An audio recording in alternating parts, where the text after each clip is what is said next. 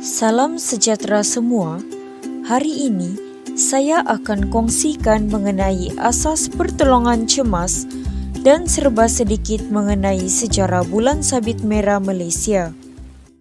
Antara topik yang akan dipelajari ialah pengenalan kepada Bulan Sabit Merah Malaysia, kandungan peti pertolongan cemas,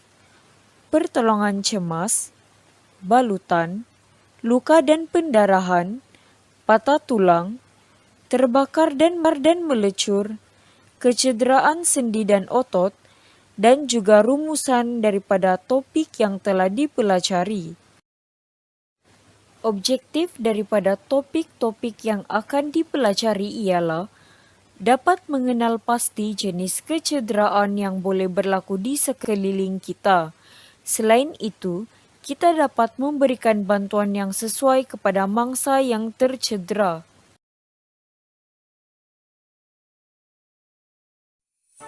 Pengasas Palang Merah dan Bulan Sabit Merah. Pergerakan ini diasaskan oleh Jean Henry Dunant atau lebih dikenali sebagai Henry Dunant. Beliau dilahirkan di Geneva, Switzerland. Sebagai banker, beliau mulai aktif berniaga dan membantu menubuhkan satu organisasi di Switzerland, Prancis, dan Belgium yang terkenal yaitu Young Men Association atau YMCA. Pertubuhan ini telah berkembang di beberapa negara Eropah dan negara lain.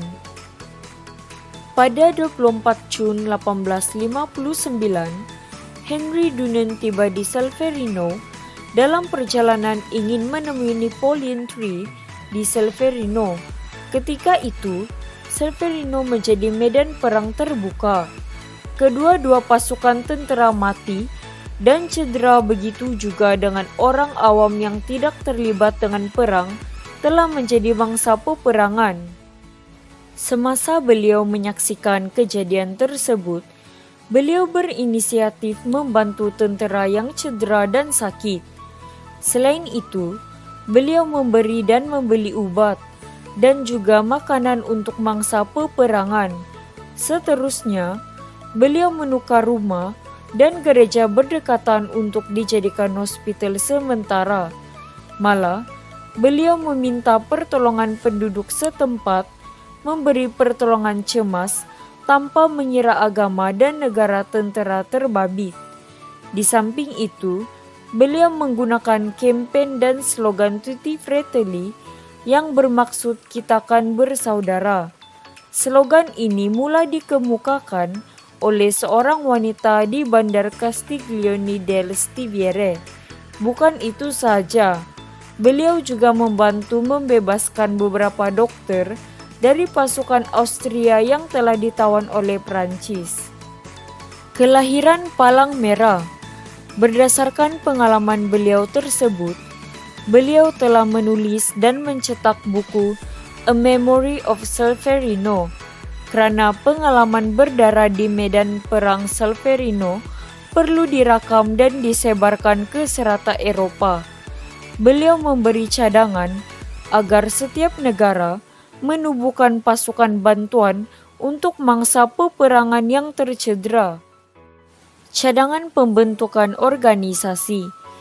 Cadangan Henry Dunant mendapat perhatian 5 orang warga Geneva, yaitu Peguam Gustave Monnier, General Defoe, Dr. Appia, dan Dr. Mahnoir, dan menjadikan isu itu sebagai agenda utama dalam mesyuarat Persatuan Kebajikan Geneva ataupun Geneva Society for Public Welfare.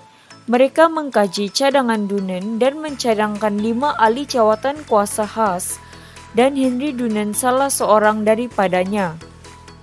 Pada 26 hingga 29 Oktober 1863, satu mesyuarat antarabangsa diadakan untuk menubuhkan Palang Merah antarabangsa dan mengumumkan kepada semua delegasi bahawa mereka telah membuat logo emblem Palang Merah di atas latar putih sebagai lambang rasmi pertubuhan itu.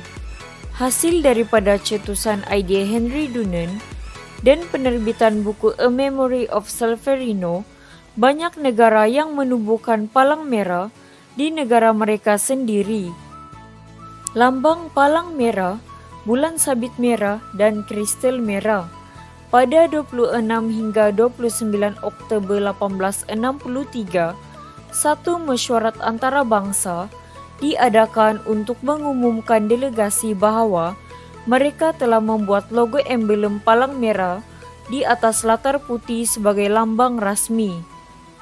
Selain itu, lambang bulan sabit merah diperkenalkan oleh Turki Uthmania bermula pada tahun 1876.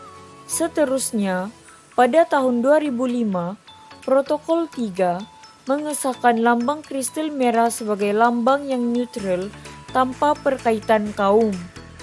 Penggunaan lambang terbahagi kepada dua. Yang pertama sebagai simbol perlindungan, yang kedua sebagai simbol pengenalan. Simbol perlindungan digunakan dalam masa perang untuk melindungi anggota-anggota atau alat-alat seperti anggota perubatan, bangunan, kenderaan, dan sebagainya. Selain itu, simbol juga digunakan oleh Jawatan Kuasa Antarabangsa Palang Merah ICRC dan Persekutuan IFRC dan anggota-anggota mereka sama ada bagi tujuan perubatan atau sebaliknya. Simbol pengenalan digunakan sebagai alat pengenalan.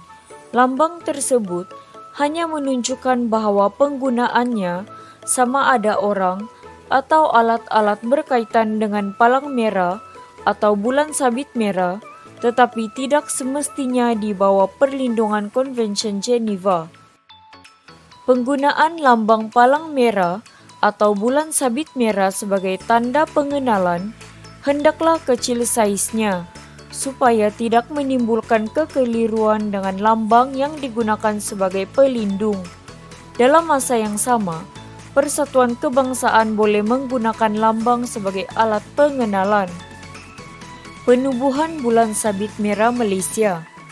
Bukti-bukti dokumen yang ada dalam arsip Persatuan Palang Merah British menunjukkan bahwa cawangan pertama Persatuan Bulan Sabit Merah Malaysia adalah di Sabah, yaitu pada April 1948, manakala cawangan Sarawak Persatuan Bulan Sabit Merah Malaysia pertama ditubuhkan dalam antara bulan April atau Mei 1948.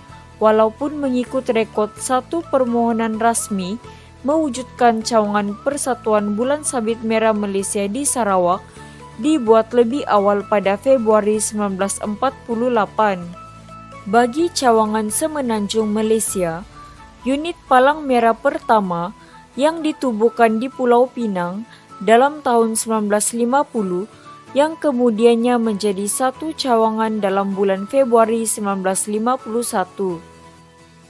Selepas pembentukan Malaysia pada September 1963, satu akta untuk menyerapkan Persatuan Palang Merah, Persekutuan Tanah Melayu, dan cawangan-cawangan Persatuan Palang Merah British di Sabah Sarawak di bawah nama Persatuan Palang Merah Malaysia telah diluluskan oleh Parlimen melalui Akta Persatuan Palang Merah Malaysia, Perbadanan, Akta 1965, Akta No 47 tahun 1965.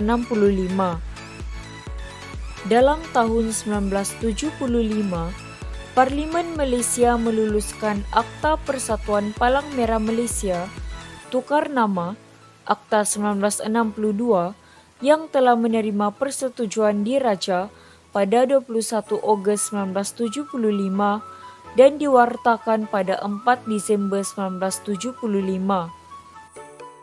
Dengan kelulusan akta ini, nama dan lambang persatuan ini telah ditukarkan kepada Persatuan Bulan Sabit Merah Malaysia, dan kebenaran untuk menggunakan lambang bulan sabit merah yang berlayar belakangkan putih dan perkataan-perkataan bulan sabit diletak hak kepada persatuan ini. Prinsip-prinsip asas pergerakan palang merah dan bulan sabit merah yang dibentuk dalam persidangan antarabangsa 1965 terdiri daripada kemanusiaan, kesaksamaan, berkecuali, kebebasan, khidmat sukarela, ketunggalan, dan kesejagatan. Kemanusiaan berusaha mencegah dan meringankan kesengsaraan orang ramai di mana-mana sahaja, melindungi nyawa dan kesehatan serta menentukan penghormatan sesama manusia. Ia memupuk kesepahaman, persahabatan, kerjasama dan kedamaian yang berkekalan sesama manusia. Kesaksamaan tidak membezakan bangsa, kaum, agama atau fahaman politik dalam kegiatannya. Tujuan asasnya adalah untuk meringankan kesengsaraan individu dan memberi keutamaan kepada kes-kes kecemasan yang serius sekali, berkecuali untuk mengekalkan kepercayaan orang ramai terhadapnya. Persatuan tidak menyebelahi mana-mana pihak yang bermusuhan dan tidak menyertai pertikaian yang bercorak politik, perkauman agama maupun ideologi. Kebebasan, walaupun berupa badan tambahan kepada pihak berkuasa awam dan tertakluk kepada undang-undang negara, persatuan tetap menjaga kebebasan dalam segala tindakannya yang berasaskan prinsip kemanusiaan. Khidmat sukarela, badan sukarela yang tidak didorong oleh sebarang tujuan mencari untung. Ketunggalan, hanya terdapat satu persatuan palang merah dan bulan sabit merah dalam sesebuah negara.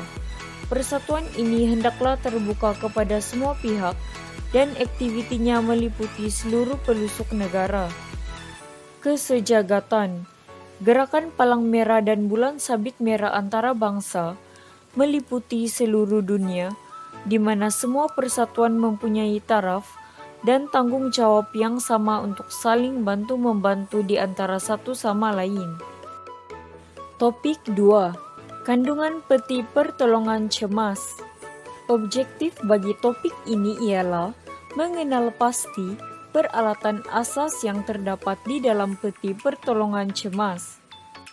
Definisi peti pertolongan cemas ialah peti pertolongan cemas atau kit pertolongan cemas adalah koleksi bekalan dan peralatan yang digunakan untuk memberi bantuan awal atau bantuan perubatan. Peti pertolongan cemas wajib ada di setiap rumah, pejabat maupun sekolah. Peti pertolongan cemas. Antara peralatan yang terdapat di dalam peti pertolongan cemas ialah gunting. Gunting digunakan untuk menggunting lebihan pembalut. Anda diingatkan untuk berhati-hati semasa menggunakan gunting, karena ianya alat yang tajam. Selain itu, forceps. Forceps digunakan untuk memegang kapas dan gaus. Forceps yang digunakan mestilah sentiasa kering dan bersih. Seterusnya, adhesive plaster atau micropore. Adhesive plaster digunakan untuk melekat pembalut pada luka mangsa. Adhesive plaster mempunyai saiz kelebaran yang berbeza. Selain itu, pembalut segitiga atau dikenali sebagai kain andu atau triangle bandage. Pembalut segitiga ini digunakan untuk membalut luka berdarah dan patah. Selain itu, ia juga digunakan untuk immobilization atau pengangkutan mangsa. Seterusnya, roller bandage. Roller bandage ini digunakan untuk menutup luka tercalar dan berdarah dan boleh dipotong kepada bahagian kecil untuk dijadikan sebagai gaus. Roller bandage ini mempunyai pelbagai saiz. Berikutnya gaus. Gaus digunakan untuk menutup luka sambil memberi tekanan langsung. Selain itu juga, ia menutup luka kecil selepas disapu ubat. Gaus ini boleh digunting dari roller bandage. Berikutnya, Crepe bandage digunakan bagi kecederaan terkehel dan terseliu. Selain itu, crepe bandage digunakan untuk luka berdarah, serta ia juga digunakan immobilization atau sebagai penetapan. Crepe bandage tidak sesuai untuk kecederaan kebakaran. Crepe bandage juga mempunyai pelbagai saiz. Seterusnya, plaster. Plaster digunakan untuk menampal luka kecil. Plaster mempunyai jenis-jenis yang tertentu seperti kalis air, kain, atau getah. Selain itu, kapas atau cotton wool. Kapas digunakan untuk membersihkan luka, serta memberikan tekanan langsung untuk menghentikan pendarahan. Kapas yang digunakan haruslah kapas kering dan bersih. Bahan seterusnya ialah antiseptik cecair yang digunakan untuk membunuh kuman. Cara penggunaan antiseptik cecair ialah dengan meletakkan sedikit ke atas kapas dan sapu ke atas kawasan kulit yang terluka. Antiseptik cecair ini haruslah disapu sehala sahaja. Mangsa mungkin akan berasa sakit sedikit apabila antiseptik cecair disapu di atas luka. Berikutnya, krim antiseptik yang digunakan untuk membunuh kuman dan sesuai untuk luka melecur. Cara penggunaan krim antiseptik ialah dengan mengeringkan luka dan sapu pada bahagian yang melecur. Namun begitu, krim antiseptik ini tidak sesuai untuk luka kebakaran pada tahap 2 dan 3. Seterusnya, acrylflavin atau dikenali sebagai yellow lotion atau iodine. Iodine ini digunakan untuk menyembuhkan luka. Cara penggunaan iodine ialah disapu pada kawasan luka dan digunakan selepas luka dibersihkan dengan antiseptik. Ubat ini akan meninggalkan kesan kuning selepas disapu pada kulit. Bahan yang paling penting sebelum memberi bantuan awal yaitu sarung tangan perubatan atau surgical gloves. Sarung tangan perubatan digunakan semasa memberi bantuan awal kepada mangsa yang tercedera bagi mencegah sebarang jangkitan kuman. Sarung tangan perubatan yang digunakan haruslah bersih. Selain itu, pelitup muka atau mask. Pelitup muka digunakan sama ada untuk melindungi orang yang sihat daripada dijangkiti atau untuk mencegah orang yang dijangkiti daripada menjangkiti orang lain. Penggunaan pelitup muka harus diamalkan bersama dengan penjagaan kebersihan tangan dengan kerap. Pelitup muka tidak disarankan untuk diguna pakai berkali-kali dan perlu dilupuskan dengan cara yang betul. Berikutnya, manual pertolongan cemas yang dapat digunakan untuk merujuk cara menggunakan alat dan bahan dalam peti pertolongan cemas. Selain itu, dapat digunakan untuk merujuk langkah pertolongan cemas asas. Kegunaan peti pertolongan cemas. Kegunaan peti pertolongan cemas ialah untuk mencuci dan merawat luka atau kecederaan. Langkah keselamatan. Langkah keselamatan semasa menggunakan peti pertolongan cemas ialah dengan memastikan peti pertolongan cemas diletakkan di tempat yang mudah dicapai. Selain itu, kita harus memeriksa dan menggantikan ubat-ubatan yang telah sampai tarik luput.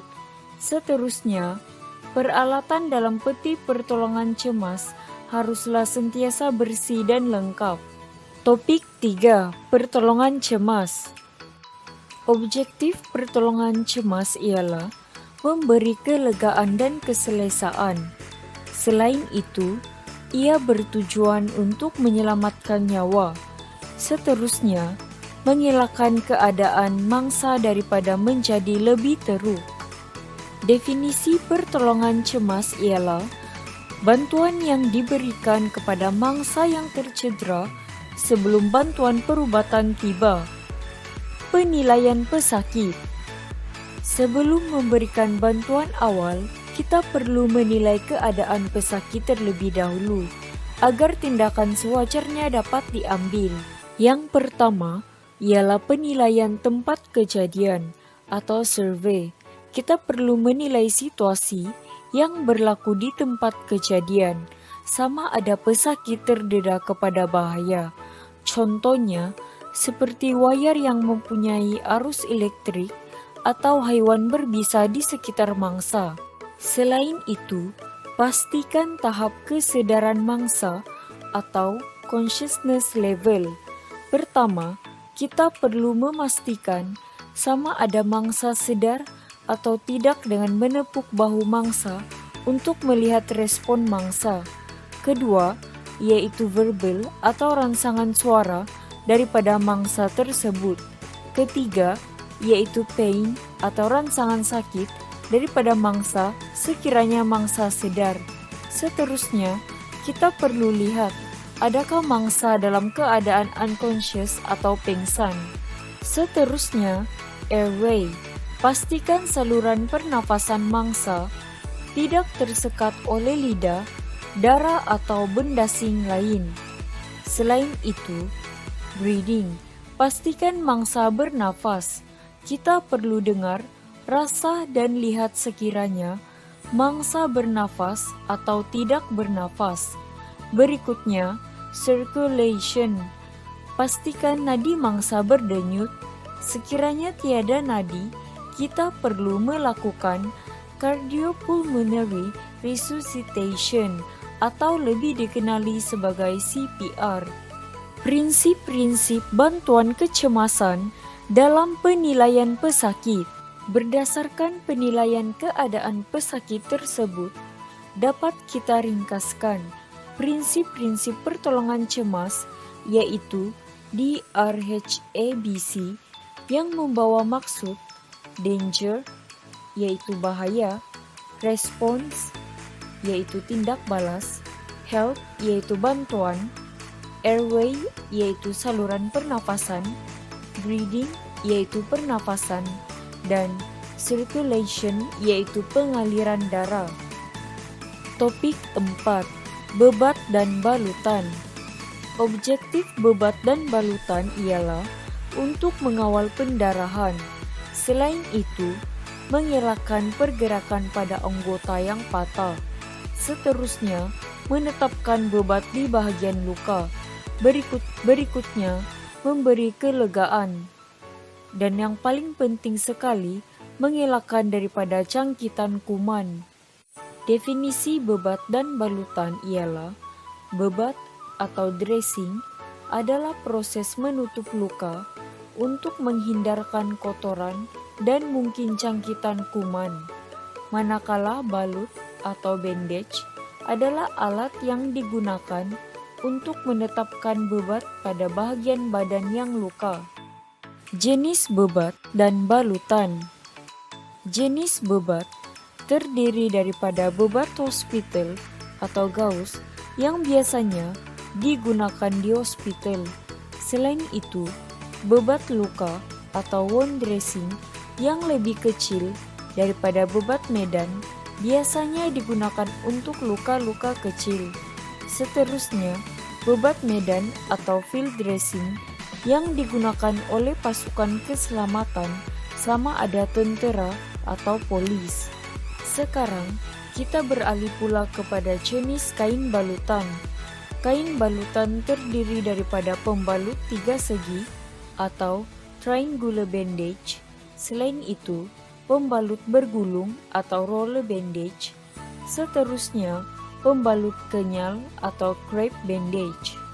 Pembalut 3 segi atau kain andu haruslah dibasuh dan disimpan jika tidak digunakan. Sekiranya pembalut 3 segi dilipat sekali dan 2 kali, kita akan mendapatkan pembalut yang lebar.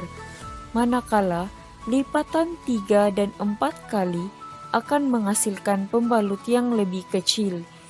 Ini merupakan gambar pembalut tiga segi yang tidak dilipat, di mana pembalut ini mempunyai puncak, kedua-dua ujung sebelah kiri dan kanan, dan tapak. Penggunaan kain andu dapat mengurangkan pergerakan. Selain itu, memberi sokongan di bagian yang tercedera yaitu patah. Semasa menggunakan kain andu ini, ikatan buku sila diaplikasikan bagi memudahkan ikatan dibuka semula. Cara-cara balutan. Cara ikatan buku sila.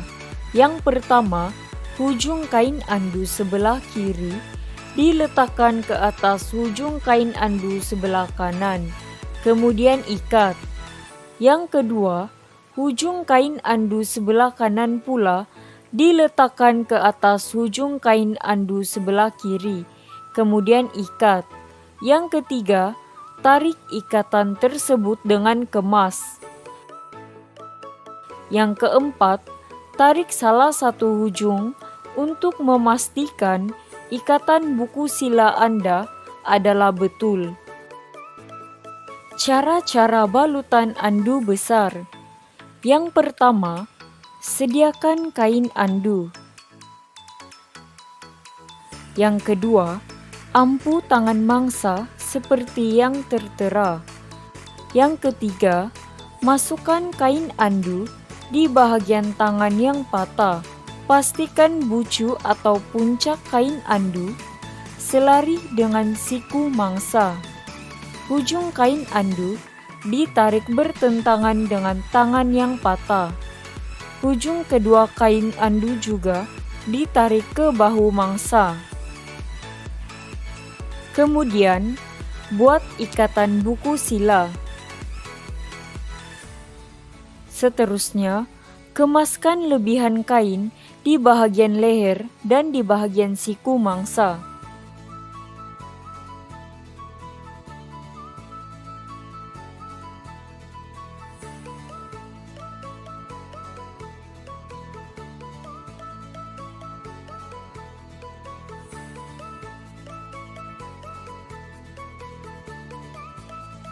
Cara balutan andu tiga segi.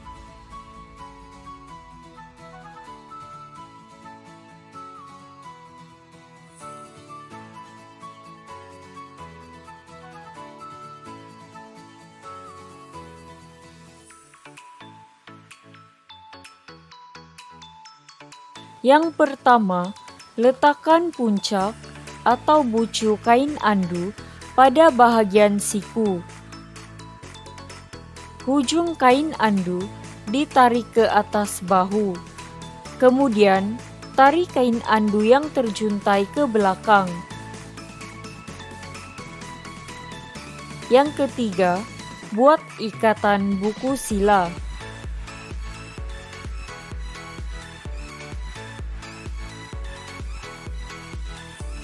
Seterusnya, kemaskan lebihan kain di bahagian leher dan di bahagian siku.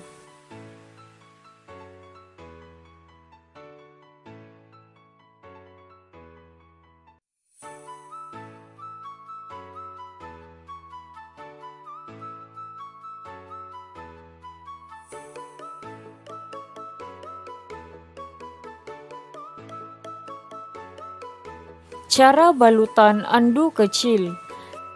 Yang pertama, gulungkan kain andu seperti yang ditunjukkan.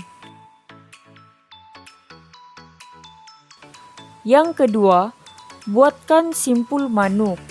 Biarkan kain andu berbentuk seperti yang ditunjukkan.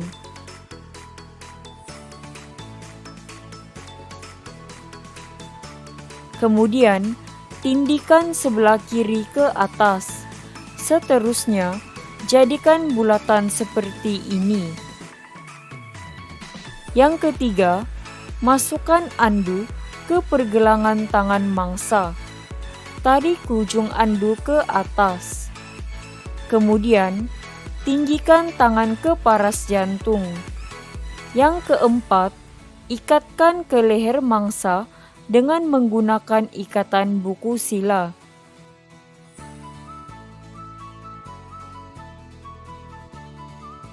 Seterusnya, kemaskan ikatan Anda.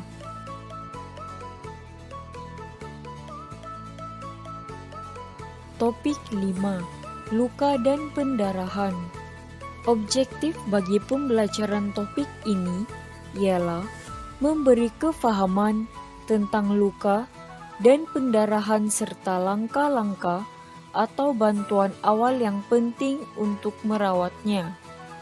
Definisi luka dan pendarahan ialah: luka ialah sejenis kecederaan kepada tisu-tisu badan yang mengakibatkan pengaliran darah di bagian luar atau dalam badan disebabkan alat tajam atau tumpul. Jenis-jenis luka. Yang pertama, luka terbuka.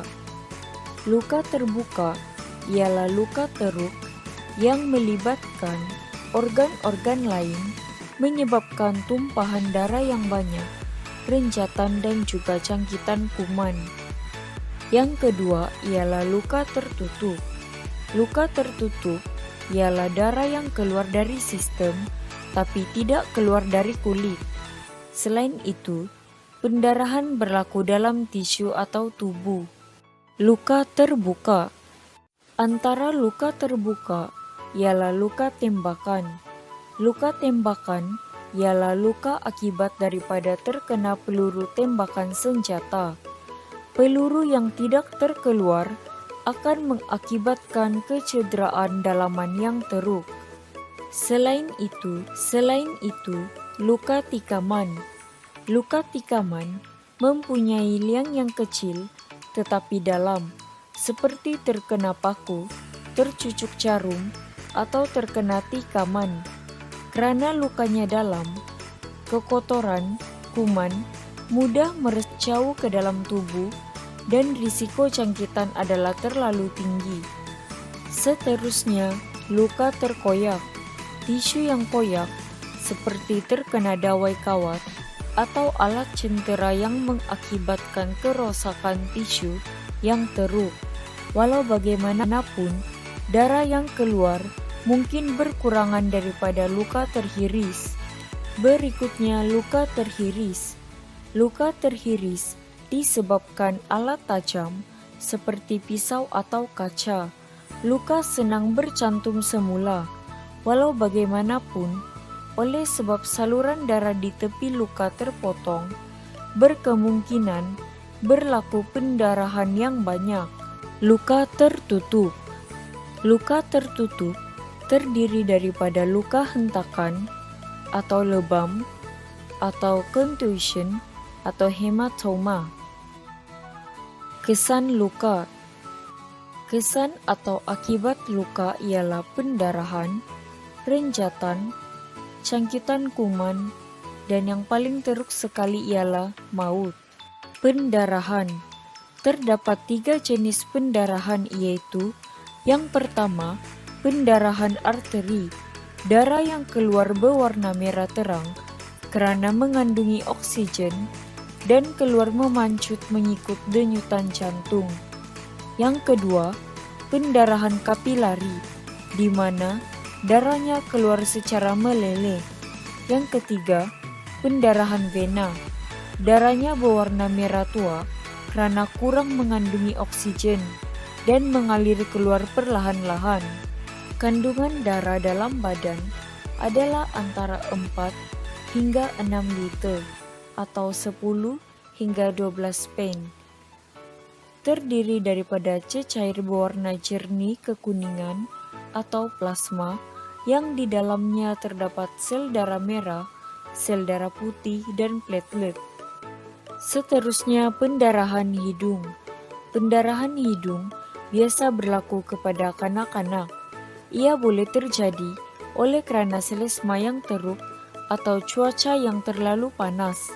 Ia juga boleh terjadi disebabkan oleh sentuhan yang kuat di bahagian hidung semasa melakukan latihan. Tindakan atau bantuan awal bagi pendarahan hidung: dudukan pesakit dan tundukkan sedikit kepalanya ke bawah. Minta pesakit untuk bernafas melalui mulut. Kemudian, picit bahagian lembut hidung selama 10 menit dan lepaskan. Jika hidung masih berdarah, ulang pijit di tempat yang sama selama 10 menit lagi. Minta pesakit untuk tidak menghembus hidung dalam tempo beberapa jam. Teknik mencegah tumpahan darah atau diringkaskan menjadi teknik DIE, di mana D ialah direct pressure atau tekanan secara langsung. I ialah indirect pressure atau tekanan secara tidak langsung, manakala I ialah elevate atau tinggikan bahagian yang tercedera. Langkah-langkah atau bantuan awal sekiranya berlaku pendarahan. Yang pertama, bersihkan luka dari kotoran. Yang kedua, hentikan pendarahan dengan tekanan secara langsung atau secara tidak langsung. Yang ketiga, guna bobot yang bersih. Yang keempat, balut tempat yang tercedera. Yang kelima, tinggikan anggota yang cedera. Yang keenam, periksa nadi atau pernafasan mangsa. Sekiranya terdapat tanda-tanda rencatan, beri bantuan sewajarnya dan hantar mangsa ke hospital. Topik 6. Patah tulang. Objektif bagi topik ini ialah untuk memberi kefahaman tentang keadaan patah tulang dan langkah-langkah ataupun bantuan awal serta konsep-konsep asas pertolongan yang akan diberikan kepada mangsa. Definisi patah tulang ialah tulang yang retak ataupun patah. Penyebab dan punca patah tulang. Punca patah tulang adalah disebabkan kekuatan hentakan tepat atau direct force, di mana patah yang berlaku di tempat yang menerima hentakan. Selain itu, patah tulang juga berlaku apabila kekuatan hentakan CP atau indirect force, di mana patah yang berlaku bukan di tempat yang menerima hentakan. Jenis-jenis patah. Jenis patah tulang terbahagi kepada dua. Yang pertama, patah tertutup atau closed fracture. Patah tertutup ialah patah yang tulangnya tidak terkeluar daripada tisu kulit dan tiada pendarahan luar. Yang kedua, patah terbuka atau open fracture. Patah terbuka ialah patah yang mencederakan tisu kulit dan tulang menembusi kulit. Keadaan dan bentuk patah. Yang pertama, patah melintang. Patah melintang di tempat yang terkena hentakan. Selain itu, patah menyerong. Patah yang serong di tempat yang terkena hentakan. Seterusnya, patah terpusing. Patah terpusing ialah patah yang berlaku di sekeliling tulang kelihatan seperti spring. Seterusnya, patah melarat. Patah melarat ialah patah yang melibatkan terputus salur darah. Berikutnya, patah remuk. Patah remuk ialah tulang patah kepada serpihan-serpihan. Seterusnya, patah lesung.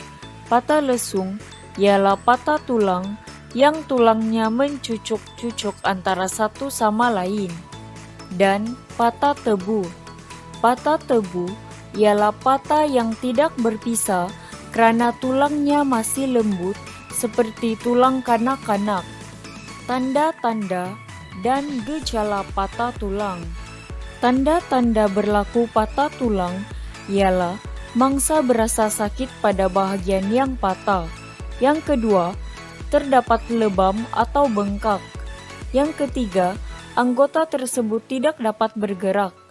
Yang keempat, kecacatan pada anggota yang terlibat, seperti anggota tersebut mungkin akan kelihatan lebih pendek, serta untuk patah terbuka terdapat luka dan mungkin tulang akan kelihatan. Langkah-langkah bantuan awal. Tanda-tanda bagi patah tertutup ialah berlaku pendarahan dalaman. Bengkak, hematoma, atau pendarahan setempat di luar saluran darah, sakit di tempat patah, bahagian yang cedera, hilang keupayaan dan pergerakan, bahagian yang patah berubah rupa bentuk, berlaku crepitus atau perasaan retak atau bunyi di bawah kulit, dan mungkin berlaku renjatan pada anggota yang patah. Langkah atau bantuan awal bagi patah tertutup ialah rehatkan mangsa dan letak mangsa dalam keadaan yang selesa. Kedua, ampu bahagian anggota yang patah menggunakan tuap atau andu untuk mencegah pergerakan pada bahagian yang patah.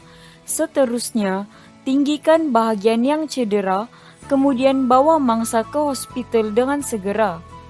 Tanda-tanda bagi patah terbuka pula ialah tulang menonjol keluar daripada kulit, sakit di tempat patah, bengkak, bahagian yang cedera, hilang kekuatan atau keupayaan dan pergerakan, bahagian yang patah berubah rupa bentuk, berlaku crepitus atau perasaan retak atau bunyi di bawah kulit, dan mungkin berlaku renjatan pada anggota yang patah. Langkah atau bantuan awal bagi patah terbuka ialah hentikan pendarahan dengan membalut luka. Yang kedua, rehatkan mangsa dan letak mangsa dalam keadaan yang selesa. Ketiga, ampu bahagian anggota yang patah menggunakan tuap atau andu untuk mencegah pergerakan pada bahagian yang patah. Seterusnya, tinggikan bahagian yang cedera, kemudian bawa mangsa ke hospital dengan segera. Topik 7. Terbakar dan melecur. Objektif bagi topik ini ialah untuk mengenal pasti jenis kecederaan terbakar dan melecur. Selain itu, untuk memberikan bantuan awal kecederaan terbakar dan melecur. Definisi terbakar dan melecur ialah kecederaan tisu kerana haba kering atau lembab, terlalu sejuk, disebabkan bahan kimia, radiasi atau arus elektrik. Struktur dan fungsi kulit. Struktur kulit terbahagi kepada 3 lapisan, yaitu epidermis, dermis, dan hipodermis. Fungsi kulit. Epidermis ialah lapisan kalis air dan menentukan warna tona kulit. Dermis pula meliputi tisu penghubung, folikel rambut, dan kelenjar pelu. Dan hipodermis yaitu meliputi lemak dan tisu penghubung. Jenis terbakar. Terbakar terbahagi kepada 2 jenis. Yang pertama, luar. Luar melibatkan bahagian epidermis kulit sahaja, manakala dalam melibatkan semua bahagian kulit, yaitu epidermis, dermis, lemak dan juga saraf. Punca terbakar dan melecur. Melecur boleh berlaku disebabkan uap, air panas, dan minyak panas. Selain itu, keadaan lain yang boleh menyebabkan melecur ialah radiasi, pencemaran inframerah atau infrared, pancaran lembayung atau ultraviolet light, dan gelombang mikro atau microwaves. Seterusnya, terbakar boleh berlaku disebabkan haba kering yang terdiri daripada api, bahan api atau flame, besi panas, dan geseran atau friction. Yang kedua, disebabkan bahan kimia yang terdiri daripada asid dan alkali. Yang ketiga, disebabkan arus elektrik yaitu daripada arus elektrik serta kilat dan petir. Berikutnya, gas beku atau liquid terdiri daripada oksigen, nitrogen, dan karbon dioksida. Tanda-tanda terbakar. Tahap terbakar. Terdapat 3 tahap terbakar, yaitu tahap pertama di mana kecederaan di permukaan kulit atau superficial. Kecederaan ini dapat dilihat di mana bahagian kulit luar sahaja yang terbakar. Selain itu, tahap kedua, kecederaan pertengahan atau intermediate. Kecederaan yang mengakibatkan lapisan atas dan dalam kulit kelihatan merah dan lepu akan muncul. Seterusnya, tahap ketiga, kecederaan penuh atau deep burn. Kecederaan yang mengakibatkan bahagian sebelah dalam kulit termasuk lapisan sel yang membentuk kulit yang mengandungi folikel bulu roma dan saraf musnah. Bantuan awal. Bantuan awal dapat dilakukan dengan menggunakan prinsip 3B, yaitu berhentikan kebakaran atau burning stop. Yang kedua, tentukan mangsa masih bernafas, yaitu breathing maintain. Yang ketiga, periksa tahap kebakaran mangsa, yaitu body check. Selepas itu, gunakan prinsip 3C, yaitu sejukkan atau cool. Sejukkan bahagian anggota yang terbakar selama 20 menit. Tujuannya ialah untuk mengurangkan kepanasan. Yang kedua yaitu selimut atau cover. Tutup bahagian yang terbakar dengan kain yang bersih. Yang ketiga, angkat atau carry. Hantar mangsa ke hospital dengan serta-merta untuk mendapatkan rawatan lanjut. Adalah dilarang untuk menyejukkan anggota yang terbakar dengan ais. Selain itu, jangan sejukkan 10% sekaligus bahagian yang terbakar. Seterusnya, jangan sapu krim atau lotion.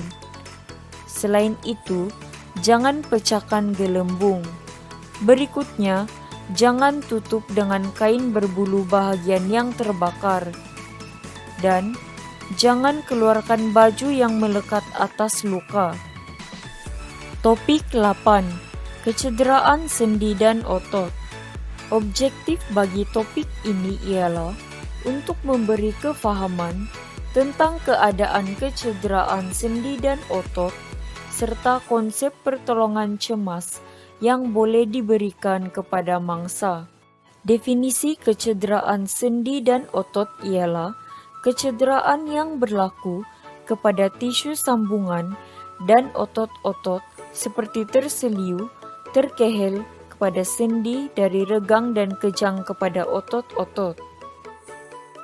Jenis kecederaan sendi. Yang pertama, terkehel. Sendi yang terkeluar daripada kedudukan asalnya sama ada terkeluar langsung atau sebahagian sahaja. Yang kedua, terseliu. Pergerakan sendi menjejaskan tisu lembut seperti ligamen dan tendon yang mengakibatkan kedua-dua terkoyak. Jenis kecederaan otot. Yang pertama, kejang. Kesakitan yang datang mendadak akibat daripada pengecutan otot. Yang kedua, keregangan. Keregangan berlaku disebabkan kecederaan pada otot. Tanda-tanda atau gejala. Tanda-tanda apabila terkehel dan terseliu ialah sakit di tempat cedera, sendi berubah rupa, bertambah sakit apabila bergerak, dan berasa kebas di sekeliling tapak terkehel dan terseliu. Selain itu, bagi keregangan pula, sakit di tempat cedera, bengkak, dan bertambah sakit apabila bergerak. Bantuan awal. Bantuan awal bagi terseliu dan keregangan ialah dengan menggunakan kaedah yang sama, yaitu teknik RICE. Prinsip RICE. R yaitu rest, bermaksud rehat. Mangsa perlu rehatkan bahagian yang tercedera dan tidak menggerakkan bagian tersebut bagi mengelak kecederaan lebih teruk. I untuk ice. Anda perlu letakkan ice di bagian yang tercedera. Ice akan mengehatkan pendarahan dan proses bengkak. C untuk compression bermaksud memberikan tekanan dengan membalut bagian yang tercedera dengan pembalut bagi mengelakkan bengkak. Karena semakin kurang bengkak, semakin kurang rasa sakit pada kecederaan. E untuk elevation bermaksud tinggikan anggota yang tercedera. Tinggikan bagian yang tercedera tinggi sedikit dari paras jantung. Bantuan awal bagi kejang ialah rehatkan mangsa. Yang kedua, jika kejang berlaku di betis dan paha, tinggikan kakinya. Tolak ujung jari-jari kaki ke arah mukanya secara perlahan dan tegas untuk meredakan kekejangan otot. Bantuan awal yang dapat dilakukan bagi terkehel ialah dengan menggunakan andu 3 segi. Topik 9. Rumusan. Topik yang telah dipelajari ialah kandungan peti pertolongan cemas, bebat dan balutan, luka dan pendarahan, patah tulang, terbakar dan melecur, dan topik terakhir yaitu kecederaan sendi dan otot. Berdasarkan topik-topik tersebut, dapat kita rumuskan sifat-sifat seorang ahli pertolongan cemas ialah tajam pemerhatian, pantas berikhtiar, tidak kasar, berakal budi. Seterusnya, ahli pertolongan cemas, seorang yang bertimbang rasa, sentiasa tersenyum, dan memberi pertolongan. Untuk peringatan kepada semua, kemalangan boleh berlaku di mana-mana sahaja. Kita perlulah sentiasa peka dan berjaga, serta memberi bantuan yang kita tahu kepada mangsa. Selain itu, untuk masa pandemik yang tengah melanda dunia pada masa kini, kita haruslah sentiasa mengikut SOP yang telah ditetapkan.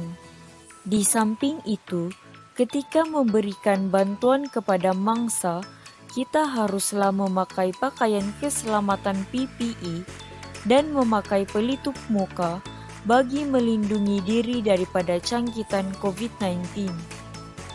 Sebelum mengakhiri video ini, syabas diucapkan kepada semua yang telah berjaya menghabiskan kesemua topik slot ini. Baiklah, itu sahaja topik pembelajaran kita pada hari ini. Terima kasih kerana menonton video ini.